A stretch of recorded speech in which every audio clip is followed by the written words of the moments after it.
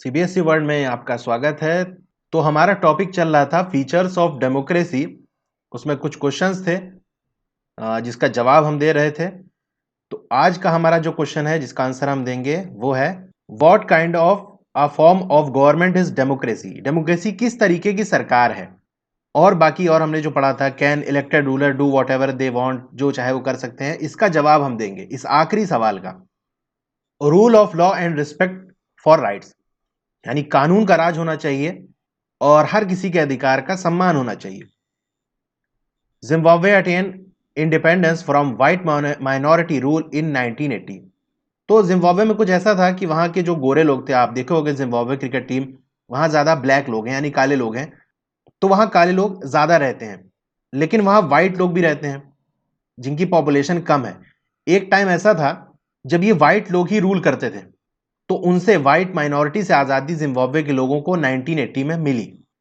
Since then the country has been ruled by ZANU-PF, the party that led the freedom struggle. तो उसके बाद से यानी 1980 के बाद से जो देश पे रूल करने वाली सरकार है वो ZANU-PF है, जैसे भी आप पढ़ना चाहो, ZANU जो भी।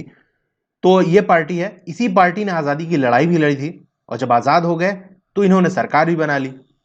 It's leader Robert Mugabe ruled the country since independence. तो जब से आज़ादी मिली 1980 से, तो वहां के लीडर रॉबर्ट मुगाबे वही देश को चला रहे हैं, वही रूल कर रहे हैं।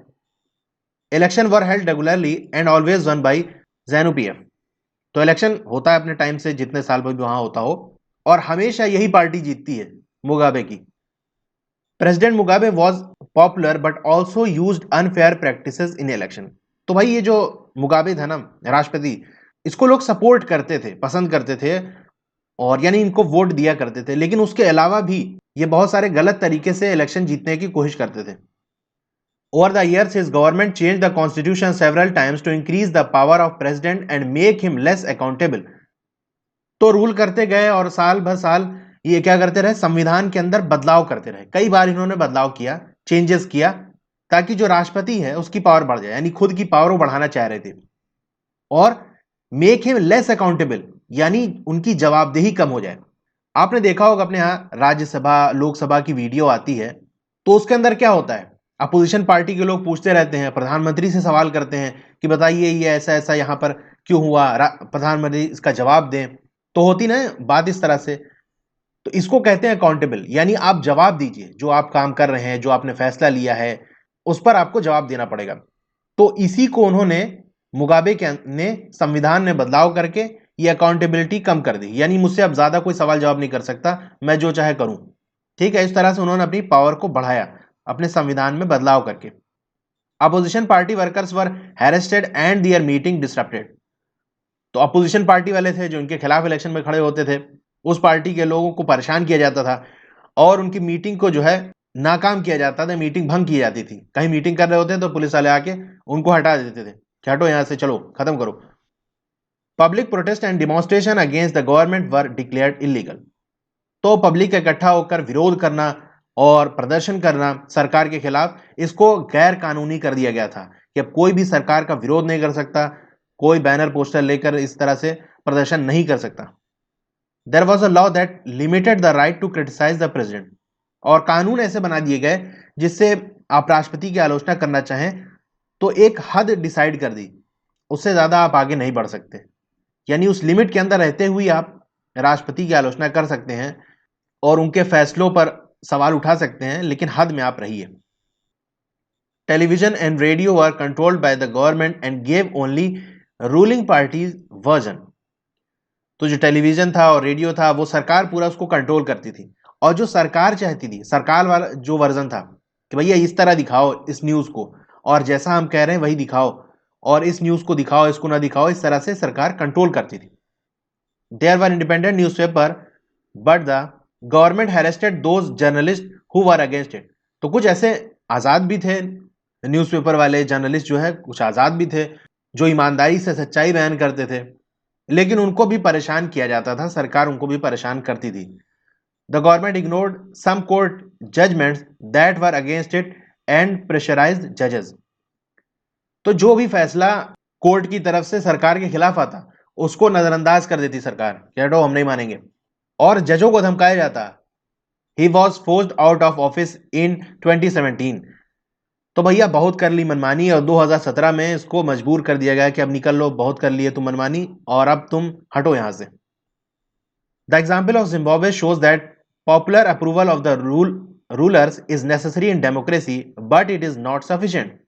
तो जिम्बाब्वे वाले एग्जाम्पल से आपको क्या पता चलता है कि अगर लोग उसे सपोर्ट कर रहे हैं, बहुत पॉपुलर है, और लोग यानी वोट दे रहे हैं, किसी को रूलर बना रहे हैं, तो ये जरूरी तो है, ठीक है, नेसेसरी है डेमोक्रेसी के अंदर, लेकिन इतना ही काफी नहीं है। Popular governments can be undemocratic, यानी जिसको सपोर्ट किया है लोगों ने, जो लोगों में पॉपुलर है, जिसको वोट देते हैं लोग, यानी जिस सरकार को लोग सपोर्ट करते हैं, हो सकता है वो डेमोक्रेटिक ना हो, डेमोक्रेसी को फॉलो ही ना कर रही हो। Popular leaders can be autocratic, और जो पॉपुलर लीडर्स हैं, यानी जिसको लोग सपोर्ट करते हैं, जिसको वोट देते हैं, हो सकता है वो ऑटोक्रेटिक हो, यानी निरंकुश हो, उन पर कोई रोक टोक ना हो, जो चाहे वो कर सकते हैं। If we wish to assess democracy it is important to look at the elections. अगर हम चाहते हैं कि डेमोक्रेसी का आकलन करें, इवैल्यूएशन करें उसको, यानी उसकी एक वैल्यू निकालें कि हाँ डेमोक्रेसी है या नहीं है, या कितना ज्यादा कौन सा कंट्री डेमोक्रेटिक है, तो अगर हम ये चाहते हैं तो ये बहुत जरूरी है कि वहां होने वाले इलेक्शन को हम देखें। But it is equally important to look before and after the election. लेकिन यह भी जरूरी है कि सिर्फ इलेक्शन देख कर नहीं हटना है, बल्कि देखो इलेक्शन से पहले क्या है और इलेक्शन के बाद क्या हो रहा है। पता चला इलेक्शन जीत गई पार्टी और उसके बाद फिर अपनी मन की कर रही है, तो भी वो डेमोक्रेसी नहीं हो पाएगी। There should be sufficient room for normal political activity. और जो नॉर्मल सी पॉलिटिकल एक्टिविटी हो गई, अभी हम देखेंगे वो क्या है, उसके लिए जगह होनी चाहिए, यानी ये अलाउ होना चाहिए कि आप जो नॉर्मल सी राजनीतिक काम है उसको आप कर सकें। जिसमें क्या क्या आता है, including political opposition in the period before election. तो इलेक्शन से पहले एक पॉलिटिकल अपोजिशन होनी चाहिए, यानी ऐसी पार्टी होना चाहिए, ऐसे लोग होने चाहिए जो आपके खिलाफ हों और वो इलेक्शन में खड़े हों, तो ऐसा भी होना चाहिए। This requires that the state should respect some basic right of the citizen, और ये तभी हो पाएगा, तो इसके लिए बहुत जरूरी है कि जो देश है, जो रूल करने वाली सरकार है, वो नागरिकों के कुछ जो बेसिक से राइट हैं उसका सम्मान करे। They should be free to think, उनको सोचने की आजादी हो, टू हैव ओपिनियंस, वो अपनी राय रख सकते हो, to express these in public, और ये अपनी सोच को और अपनी राय को, अपने ओपिनियन को ये पब्लिक में ला सकते हैं।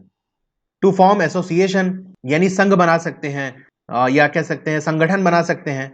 To protest and take other political action, और विरोध कर सकते हैं और दूसरे तरीके के राजनीतिक एक्शन ले सकते हैं। तो ये सब आजादी उनको होनी चाहिए।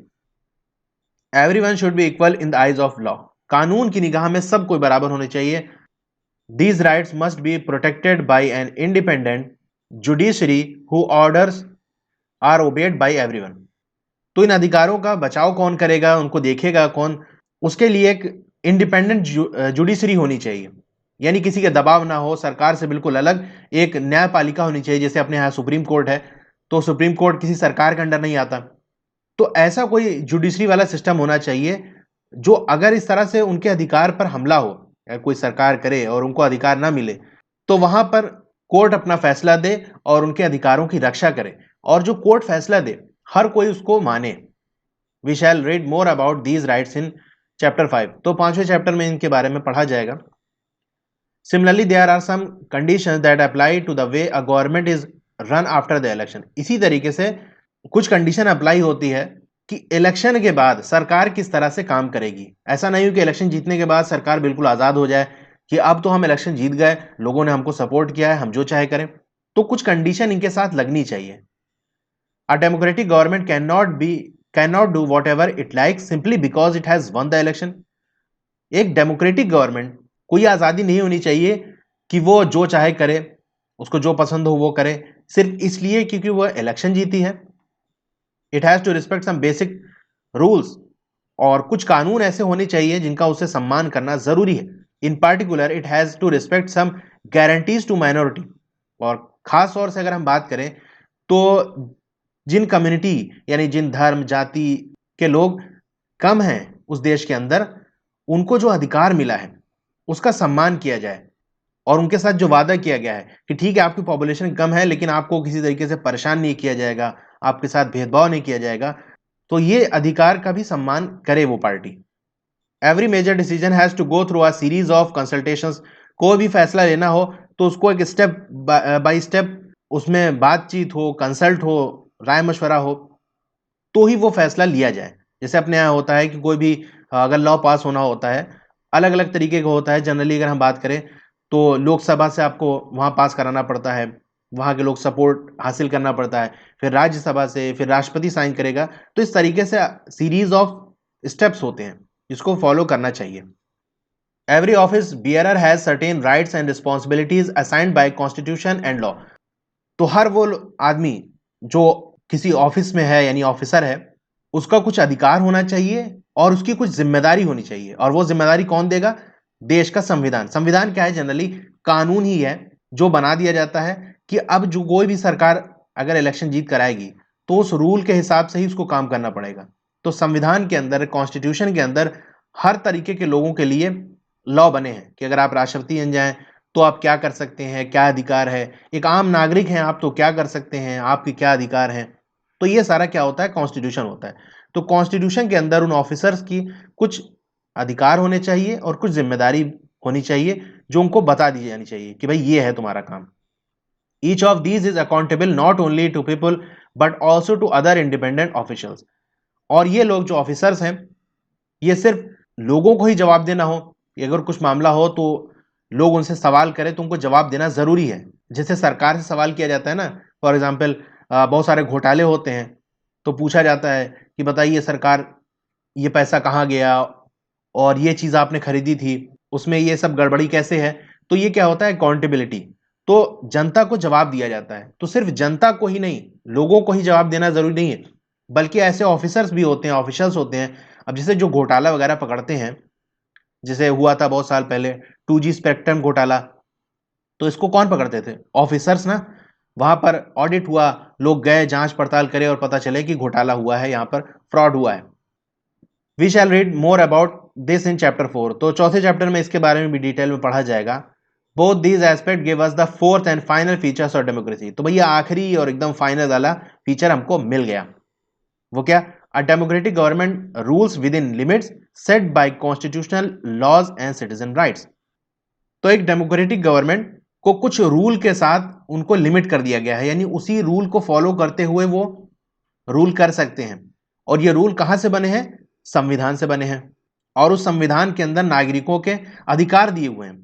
उन अधिकारों को छीन नहीं सकती कोई भी सरकार जीतने के बाद। अगर चाहे कि हम जो नागरिकों का अधिकार है उसको छीन लें तो ऐसा नहीं कर सकते, क्योंकि जो सरकार चुनी गई है उससे ऊपर हमारा संविधान है। तो जो चीज हमने पढ़ी अब उसको हम समराइज कर रहे हैं, summary definition. Let us sum of the discussion so far. तो अभी तक जो कुछ हमने बात की तो उसको चलिए हम अब उसको समेशन कर देते हैं और कुल मिलाकर देखते हैं कि हमने क्या पढ़ा। We start with a simple definition. हमने एक सिंपल से डिफिनीशन से शुरुआत की थी। Democracy is a form of government in which the rulers are elected by people. तो ये डिफिनीशन हमने पढ़ी थी। We found that this definition was not adequate unless we explain some of the key words used in it. तो हमने ये भी समझा था कि डिफिनीशन काफी नहीं है जब तक कि हम यहाँ पर कुछ की वर्ड्स जैसे रूलर हो गया, इलेक्शन हो गया, इन सब वर्ड को अच्छे से समझा ना दें। Through a series of examples, we worked out 4 features of democracy as a form of government. तो हमने एग्जाम्पल्स के जरिए 4 फीचर्स को समझा था कि एक डेमोक्रेटिक गवर्नमेंट में ये खासियत होनी चाहिए। Accordingly democracy is a form of government in which, तो उसके हिसाब से वो फीचर क्या क्या थे उसको देखते हैं। Rulers are elected by the people, take all the major decision. तो जिन लोगों को आम जनता ने वोट देके जिताया है उन्हीं के पास ये ताकत होनी चाहिए कि वो बड़े बड़े फैसले ले सके। Election offer a choice and a fair opportunity to the people to change the current rulers. तो इलेक्शन के अंदर ऐसा होना चाहिए कि चॉइस होनी चाहिए और बिल्कुल ईमानदारी से सही तरीके से एक मौका होना चाहिए कि जो अभी रूल कर रहा है, जिसकी अभी सरकार है, उसको हटाया जा सके।